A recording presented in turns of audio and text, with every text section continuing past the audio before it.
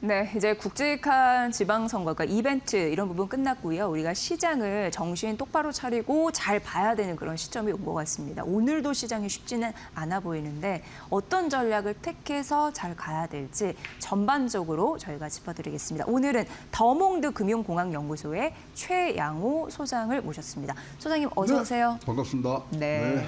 일단 소장님을 모셨으니까 굉장히 오래간만에. 그러니까요. 잘 지내셨죠? 네, 뭐 바쁘게 항상 지내고 있습니다. 아유, 소장님 얼굴 굉장히 좋아 보이시는데. 네, 아니 뭐 좋은 정보랑 이런 거 많이 주셔서 항상 감사하다는 마음 갖고 있습니다. 네, 오늘 좋은 인사이트 좀 부탁드리고요. 알겠습니다. 네. 오늘 이렇게 오랜만에 오셨는데 막 방금 웃을 수밖에 없는 이유가 오늘 시장 전반적으로 좀 안 좋잖아요. 네. 근데 이제 공교롭게 6.3 지방선거 이후에 증시가 계속 좀 떨어지고 있는데요. 지방선거부터 어떻게 보셨는지 그거부터 저희가 또 풀어보도록 하겠습니다. 국민들이 네. 우리 투표자들이 너무나 현명한 선택을 하신 것 같아요. 사실상으로 이재명 대통령의 지금 뭐 이 지지율을 봐서는 네. 진짜 이거보다 더 격차가 나는 부분들이 돼야 되는데 그럼에도 불구하고 인구가 많이 밀집되어 있는 지역이라든가 산업이 좀 활발하게 가는 지역들은 또 뭐 야당이 가져갔고 특히 이제 서울 같은 데가 지금 굉장히 사실 뭐 지금 여당으로서는 좀 뼈아픈 그런 부분들이 있는데 그런 걸로 봐서는 얼마나 이 균형을 잡아주는 그런 모습들을 지금 갖고 갔었는가 이런 모습을 봤을 때는 굉장히 지금 뭐 잘 나왔다 이렇게 지금 뭐 할 수밖에 없고요. 네. 이걸로 해서 얼만큼 그거를 자기네들이 정책이나 이런 데 녹여넣느냐 그리고 각성을 하느냐가 이제 향후 이제 뭐 진행 상황에서 굉장히 큰 역할을 하는데요. 네. 지금부터 선거가 너무 많아요. 뭐 총선이 2년 뒤에 있고 그다음에 또 대선이 있고 네. 그 대선하는 해에 또 지방선거도 같이 할 수 있고 이게 이제 줄줄이 있기 때문에 굉장히 큰 획을 건 부분들인데 한 줄 요약만 한다 그러면 이재명 대통령의 높은 지지율에 뭐 버금가는 그런 성과가 나왔느냐 거기에 대해서는 조금 퀘스천 마크가 지금 있다고 보여집니다. 네, 결과는 그렇게 분석을 해주셨고 우리가 이제 투자자의 입장에서 증시 이거 잘 가야 되는데 이렇게 삐끗할 때마다 약간 두려움이 앞서거든요. 그렇죠. 왜냐 급하게 올랐기 때문에 그런 부분에서 자본시장 드라이브가 어떻게 이어질 수 있을까 이거 굉장히 중요한 부분입니다. 왜냐하면 코리아 디스카운트를 꽤 오랫동안 받았고 지금 정상화 과정을 이제 밟아가는 거고요. 앞으로 이제 목표 세운 대로 프리미엄까지 우리가 좀 가야 되는 상황인데 그런 걸 염두에 봤을 때 추가적으로 자본시장 선진화 정책들이 빠르게 나와서 이게 정말 실현화될 수 있을지 궁금하거든요. 그렇죠. 어떻게 보세요? 근데 어쨌든 간에 지금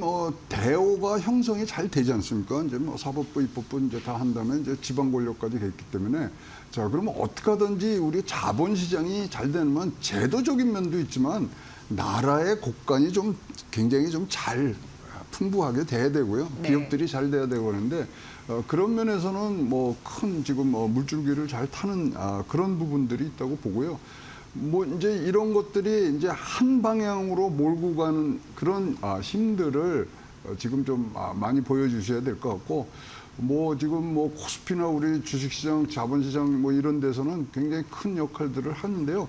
사실 지금 뭐 우리나라 1분기 같은 경우는 GDP 성장률 같은 걸 보면은 세계 1위를 했어요. 네. 네, 뭐 그 정도로 1.694%가 나와서 지금 잘 나가고 있는데 얼마나 많이 되는 이제 전진을 할 수 있느냐. 특히 이번에 나온 공약들이 좀 눈에 띄는 공약들이 있지 않습니까? 메가 특구를 한다든가 그다음에 국민성장 펀드라든가 이런 것들이 차근차근 가는데 사실 9일 만에 8천을 돌파하는 그런 저력을 보여줬기 때문에 야, 이건 너무 빨리 가는 거 아니냐. 산이 높으면 골도 깊거든요. 그래서 이런 부분들을 잘 해석해야 되는데 어쨌거나 요번에 선거를 통해서 한 줄 요약을 해달라 그러면 이념적인 판단보다는 자산 형성을 어떻게 하는 거에 대한 이런 이 국민들의 판단이 많이 섞여 있던 그런 부분들이기 때문에 지금까지 잘 우리가 뭐 8천 가구 이런 부분들을 잘 해왔기 때문에 계속 잘 해주시길 바라는데 8천 뚫을 때도 9일 만에 뚫었잖아요. 네네네. 산이 높으면 골도 깊거든요. 그래서 우리가 고산을 올라갈 때 4,000m가 넘으면요 산의 생태계가 달라집니다. 그리고 우리 이 지금 뭐 이런 지수를 하고 있는데 이제 진짜 우리가 조심해야 되고 등산 좋아하시는 분들 알지만 등산할 때요 사고는요 산에 오를 때는 안 납니다. 네. 내려올 때? 하산할 때 항상 부분들이 있어서 잘 그런 부분들이 지금 가야 될 것 같고요. 특히 이제 국민 성장 펀드라든가 이제 뭐 등등이 이제 여러 가지 나오는데 어쨌거나 이제 한 방향으로 잘 가고 있는데 우리가 지금 모든 경제 성장 전략의 중심에는 반도체가 있지 않습니까? AI인데 과연 그거를 대체할 거를 우리가 지금 찾고 있느냐 이런 부분들도 굉장히 우리가 고민해야 되는 부분들이 있다고 생각을 합니다. 네. 그럼 증시에서 올해 추가적으로 나올 만한 정책들, 이렇게 눈여겨야 될 정책들 그런 게 뭐가 있을지 되게 궁금한데요. 그 소장님은 어떤 점을 좀 주목해서 보시나요? 뭐 국민 성장 펀드라든가 네. 일단 지속적으로 좀 가야 되는 부분들이 지금 있는데 일단 몇 가지들은 굉장히 지금 잘 정돈이 되고 있어요. 외국인 투자 뭐 등록자 폐지한 거라든가 뭐 이런 것들을 쭉쭉 하는데 일단은 눈에 띄는 게 코스닥이 조금 지금 코스피에서 조금 이제 부진한 부분들이 있는데 요걸 두 개 리그로 조금 바꾸는 네. 부분. 그래서 프리미엄 시장하고 스탠다드 시장으로서 이제 나눠서 지금 가는 부분들이 있고요. 이제 승강제를 이제 하는 부분들이 있는데 이제 하반기 의견 수렴을 해서 이제 2027년부터 이제 계속 나갈 거고요. 그 다음에 이제 중복 상장이라든가 이런 것들을 지금 막아놓는 부분. 그리고 자산 가치 재평가 뭐 이런 부분들이 나오면서 코스닥이 조금 더 활발해질 수 있는 부분들이 지금 가야 되는 그런 부분들이 있으면서 결국은 이렇게 지금 우리가 좀 구체화된 부분으로 가는 이유는 아직까지도 코리아 디스카운트 현상이 지금 남아있는 부분들이 있고요. 그다음에 명실상부한 선진자본시장 진입을 위해서는 이제 우리가 뭐 MSCI를 통해서 선진국 지수로 가야 되는데 올해 되더라도 올해 그게 뭐 된다 그래도 2009년도에나 되는 거거든요. 네. 그래서 차근차근 준비해야 되는 부분들이 지금 생기고 있어서 그런 부분들이 너무 빨리 가면 안 됩니다. 일본도요 이렇게 탄탄하게 뭐 자본시장, 주식시장이 잘 된 것도요 계속 빌드업을 해나왔어요. 맞습니다. 예, 그래서 뭐 5년 이상 해왔기 때문에 우리가 지금 갑자기 이렇게 한 부분들을 보면은 뭐 지금 걱정이 좀 많고요. 사실 상승한 종목을 하락한 이 종목으로 나눠 보면요, 좀 지금은 조금 많이 집중돼 있는 부분들이 있어서 뭐 저희가 이제 조사를 해보면 지금 체감적으로 증시가 좋다고 느끼는 사람 숫자는 뭐 8천이 왔다 갔다 하지만 20% 채 안 되거든요. 그래서 따뜻한 온기가 조금 더 퍼져나갈 수 있는 부분들이 있어야 될 것 같고요. 뭐 간단한 걸로 보면 지금 이제 뭐 외국인 뭐 매수세가 이제 많이 들어오고 되는데 사실 벌써부터 이런 우리가 좀 단단하게 챙겨가야 될 부분들이 뭐냐면요. 며칠 뒤에 스페이스X 상장이 있거든요. 네, 맞아요. 네. 그러니까 지금 벌써 외국인들이 빼나가기 지금 뭐 매도세도 많고. 근데 그런 거에 굉장히 우리가 지금 약해 있는 부분이 있죠. 그래서 6월 12일 날 지금 뭐 얘기들이 나오고 있고 11일 날이면 공모가 하니까 지금 뭐 사실 외국인들이 우리 탄탄히 지켜주던 것들이 지금 빠져나가는 순간이니까 우리도 변동성이 좀 커지는 부분. 그래서 이런 부분들이 촘촘히 지금 가야 되는 부분들이 있습니다. 그리고 요번에 이제 스페이스 X 같은 것도 상장이 되면요. 네. 사실 뭐 좋다고는 하지만 아시아 지수는 빠질 수밖에 없거든요. 그걸로 가고 그다음에 이제 이렇게 되면은 제일 걱정하는 게 마이크로소프트 주가는 급락이 될 거고 AI와 그다음에 전체적인 우주까지를 합쳐지는 세계 이제 뭐 역사상 최대의 지금 IPO이기 때문에 이것들이 어떻게 돌아올지 굉장히 우리가 지금 약해져 있는 상황일 수도 있기 때문에 그런 부분들이 좀 걱정이 되는 부분들이 좀 있습니다. 네. 네. 뭐 오늘 같은 경우에도 워낙 우리 증시가 그 소장님 말씀으로는 가파르게 올라도 수익을 받은 사람들은 일정 사람들이다. 그렇죠. 예, 그런 부분에서 좀 쏠림 현상이 양극화 현상, 완전 이것도 K장가 이런 생각이 그렇죠. 들고, 예, 코스닥도 3개월 만에 장중에 오늘 천선을 좀 이탈한 흐름들, 그러니까요. 예, 이런 흐름들이 좀 포착이 되고 있고, 그래서 코스닥이 조금 뭐 상대적으로 좀 네, 뭐 좀 하는데 밀리는. 일단은 너무 지금 반도체 모였으니까 그러니까 지금 자본시장이 커지려면 이렇게 쭉 가야 되고요. 요번에 이제 이런 큰 이제 세계에서 제일 큰 지금 초대형 IPO가 가면은 이 자금은요 아시아에서 미국으로 가거든요. 네. 그렇기 때문에 그게 한 바퀴 돌아서 들어오는 부분들이 얼마나 걸릴지가 지금 사실 우리 변동성에는 굉장히 큰 영향을 미칠 것으로 지금 보여지고 있는데요. 그럼에도 불구하고 뭐 다들 연내에 네. 만 만 돌파를 얘기를 하고 있는데 네. 여러분 이제 등산 좋아하시는 분들도 뭐 많이 계시지만 산도요 4,000m 우리 이제 8,000m 산도 있지만 4,000m를 넘어가면 산의 생태계가 달라집니다. 네.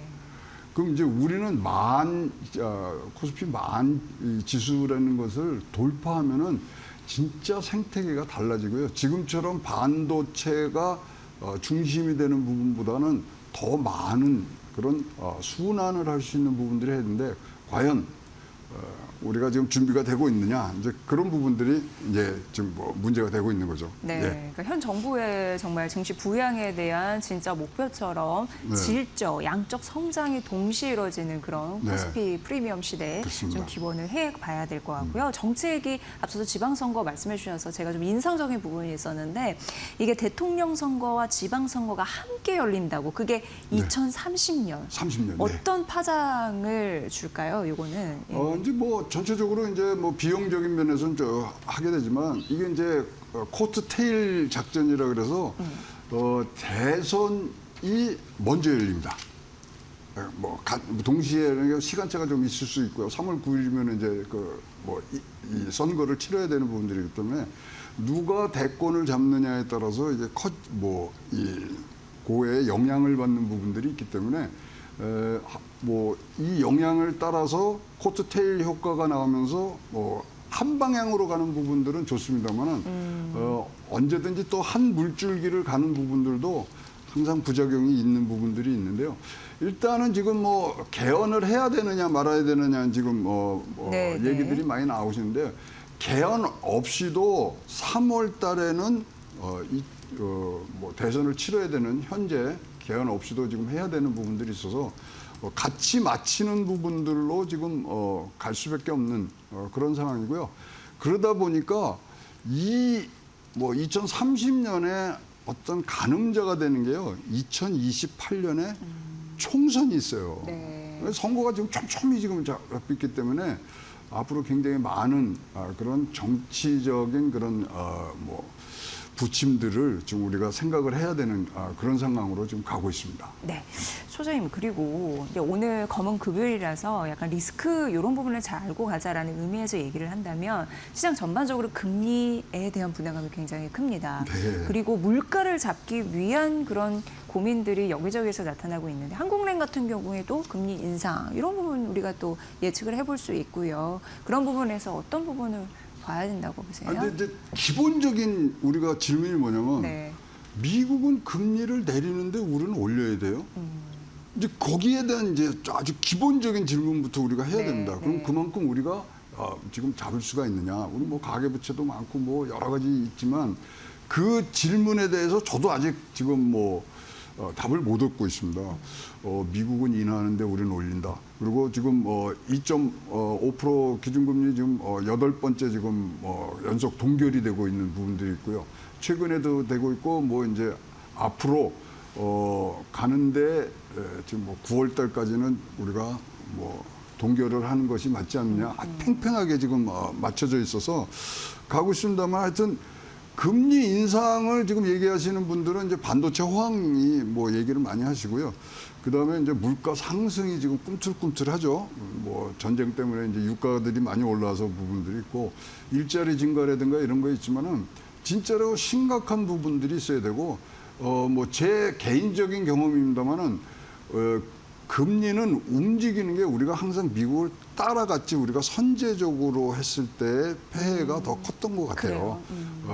뭐 이게 한번 이 금리라는 거는 진짜 항공모함처럼 큰 배거든요. 네. 한 번 돌리려 그러면 굉장히 많은 노력이 있는데 그런 부분들에 지금 뭐 어떤 우리가 과오를 하면 안 되는데 어쨌거나 지금 필요적인 요건이 있습니다. 반도체가 지금 뭐 호황 있고 물가 상승이 지금 일어나고 있기 때문에 올리기는 해야 되는데 뭐 잘 아시겠지만 가계 부채부터 뭐 네, 줄줄이 네. 지금 뭐 많이 있기 때문에 이 부분들 굉장히 많은 경론을 통해서 지금 갈 것 같고요.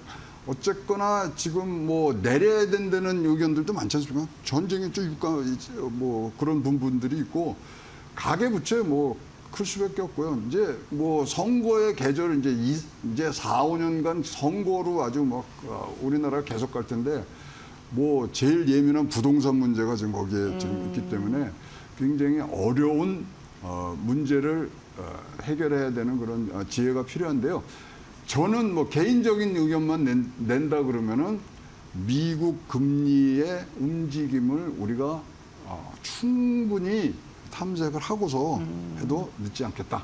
이렇게 생각을 하고 있습니다. 네, 미국 금리 방향성에 반하는 쪽으로 가면은 좀 어려워질 것이다. 이렇게 언급이 그렇죠. 되는 그리고 거죠. 뭐 우리나라 이제 판단에 따라서 우리가 올리고 내리고 하지만 미국이 움직이기 전에 네. 우리가 선제적으로 움직여서 좋을 건 득을 본 없다. 경우는 뭐 제 별로 경험상으로는 없다. 별로 없었던 걸로서 예. 보여집니다. 예. 어쨌거나 하여튼 지금 뭐 기본 시나리오는 7월 달에 지금 0.25% 인상인데 뭐 우리 금융통화위원회에서 아주 좋은 얘기들을 많이 해주시면서 뒷단을 좀 썰어가면서 했으면 좋겠는데요.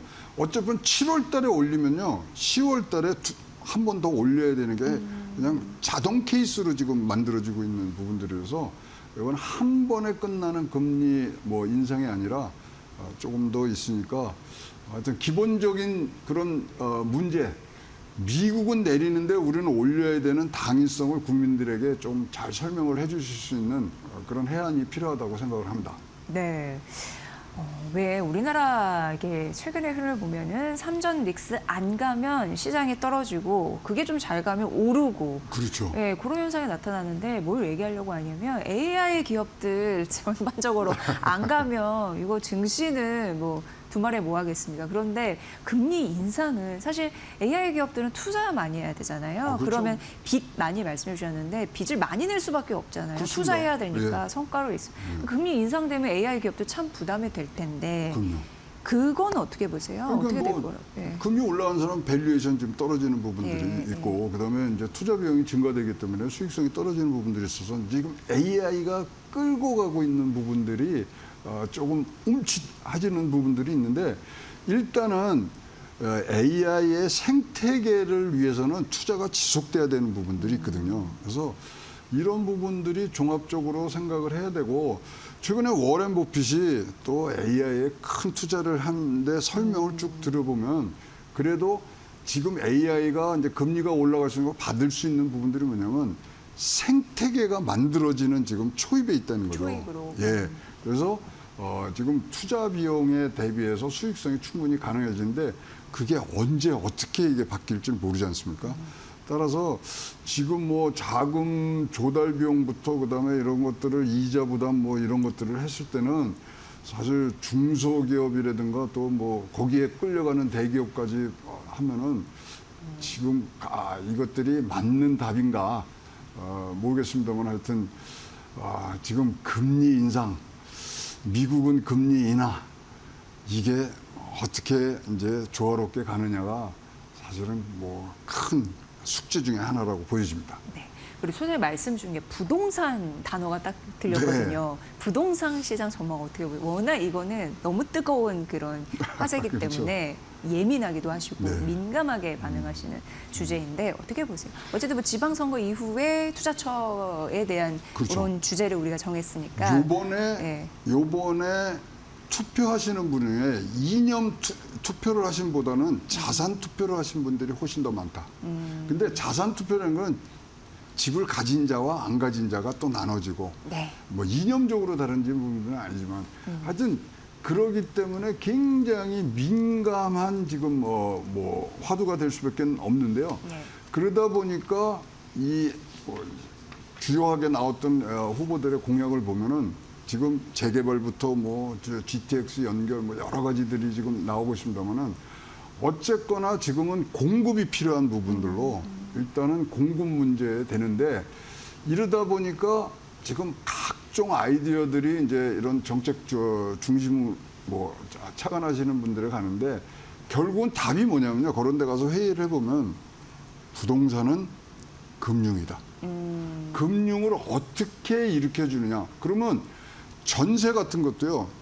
전세 보증보험 같은 거를 하고 월세 보증보험도 지금 만들어서 할 수 있는 부분들이 굉장히 지금 금융공학적으로 나와 있는 부분들이어서 지금 이제 정책의 어떤 이번에 이제 축을 가지시는 새로 이제 뭐 선출되신 분들이 금융을 어떻게 해야 되느냐 이 부분들에 조금 더 뭐 관심을 가지시면 집 많이 짓는다 그래서 해결될 문제는 지금 절대 아닙니다.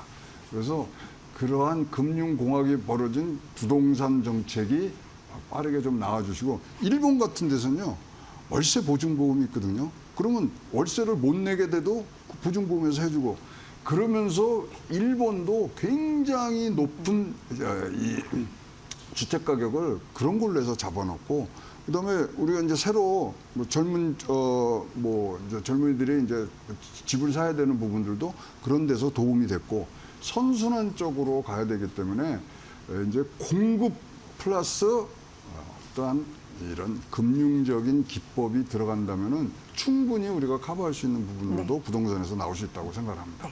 만스피를 향해 가고 있는 상황입니다. 그 안에서는 부침이 있을 수도 있는데 어떤 투자처가 가장 유리하다고 보시는지 정리 말씀 들어보도록 하겠습니다. 지금 하여튼 뭐 부동산 부분들로 지금 가고 있지만 반도체를 중심으로 지금 가고 있지만요. 선순환이 분명히 옵니다. 오는 그 부분까지도 여러분들이 생각하신다 그러면은 현재로서는 지금 제일 중요하신 게 일단 기본으로 지금 반도체를 잡아놓으셔야지 뭐 되는 부분들이 있는데 40% 정도는 지금 뭐 여러분들 많이 보시는 그다음에 뭐 2차 전지라든가 새로운 부분들로 좀 가는 부분. 그다음에 저는 한 고비가 넘어가는 게 저 스페이스X의 상장이 일어난 쯤에 굉장히 많은 일들이 지금 일어날 것 같아요. 그래서 그 AI와 우주 산업의 그런 결합들이 우리에게 어떻게 올 것인가에 대해서 조금 더 우리들이 공부를 한 다음에 지금은 선순환으로 갈 수 있는 부분들이 많기 때문에 그런 부분들의 투자에 대해서 조금 우리가 연구를 하고 있어야 되지 않겠냐 이렇게 보여집니다. 네. 지방선거 이후에 증시의 방향성 혹은 좀 리스크한 부분 그리고 앞으로 투자 전략 어떻게 세워봐야 될지 그런 서사에 대해서 쭉 말씀해 주셨습니다. 앞으로도 좋은 의견 좀 부탁드리고요. 네. 예, 최양호 더몽드 금융공학연구소 소장의 의견으로 여러분 들으셨습니다. 소장님 잘 들었습니다. 네, 고맙습니다. 감사합니다.